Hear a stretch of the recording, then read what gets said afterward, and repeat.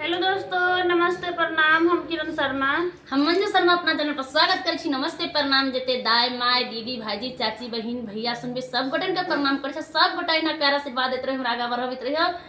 एहना प्यार आशीर्वाद अहाँ सब दैत रहियो। हमर फेसबुक चैनल बहुत जल्दी मोनेटाइज भ गेल, बहुत जल्दी डॉलर भी बनऽ लगले। अहाँ सब जते प्यार आशीर्वाद दै छियै हम बड़ खुश छी। और हम दोनों दौरान इनका चेहरा पर देखियो 12 बाज रहल है, चेहरा के रंगे उड़ गेल छियै। हम दोनों देवरानी जेठानी जा बोले रहल सुनै छी छै जेना बहुत हम प्यारा जाय सा कुछ खैनी ने चुमान गीत बनाबो कि जब दुल्हा दुल्हन शादी क के अबै छै त आज शादी करे जाय छथिन त ओइ टाइम में चुमान होइ छै त हम सब जाय छी। आइ चुमान के गीत गाब अहाँ सब जरूर सुनब और कमेंट करब और गीत केहन लागत जरूर अहाँ सब बताएब कमेंट क के। बहुत प्यारा सा गीत है, अहाँ सब पूरा फुल वॉच में सुनब और जरूर कमेंट करब। बहुत प्यारा सा चुमान गीत गाबा जा रहल छी हम दोनों देवरानी जेठानी। बहुत सुंदर गीत से जखन दुल्हा दुल्हिन ससुराल से दुल्हा आबै छथिन तभियो चुमायल जाइ छै, जखन जाइ छथिन ससुराल तखनो हमरा सबके चुमायल जाइ छै। बहुत प्यारा सा गीत है, अहाँ सब जरूर सुनबे, जरूर कमेंट करबे। ना तो वीडियो में देखना ही हो चुमान कखन कखन होय है। और बहुत प्यारा सा गीत है, अहाँ सब सुनबा जा रहल छै। अहाँ सब अगर जब नीक लागत त लाइक सब्सक्राइब जरूर करब।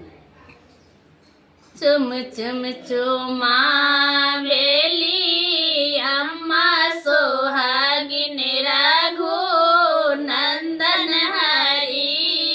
चुम चुम चुमावेली अम्मा सोहागिन रघु नंदन हरी।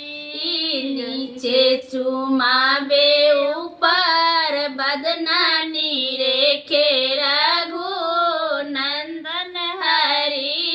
नीचे चुमावे ऊपर बदनानी रेखे रघु ओ नंदन हरी।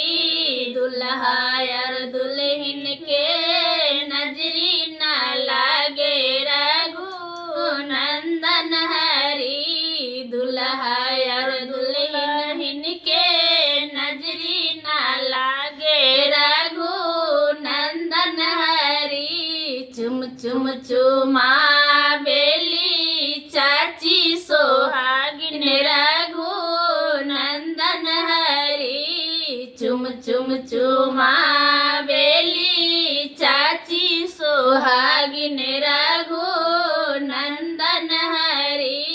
नीचे चुमावे ऊपर बदनानी रेखे रघु नंदन हरी।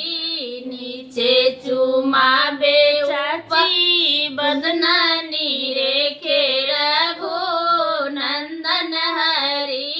दुल्हा और दुल्हन के नजरी न लागे रघु नंदन हरी। दुल्हा और दुल्हन के नजरी न लागे रघु नंदन हरी। चुम चुम चुमावेली भाभी सोहागिन रघु नंदन हरी। चुम चुम चुमावेली भाभी सोहागिन रघु नंदन हरी।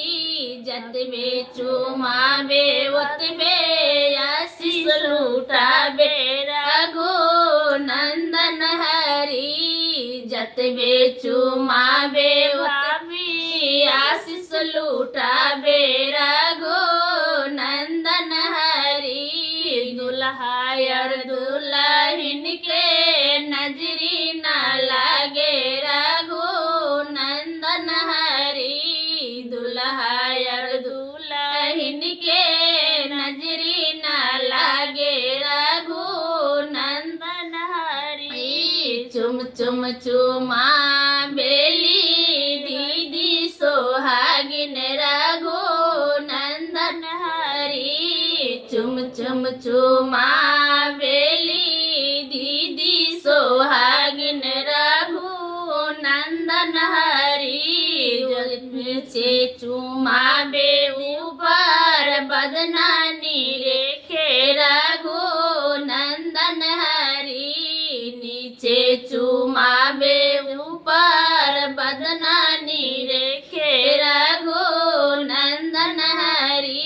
भैया और भाभी के नजरी न लागे रघु भैया और भाभी के नजरी ना लागे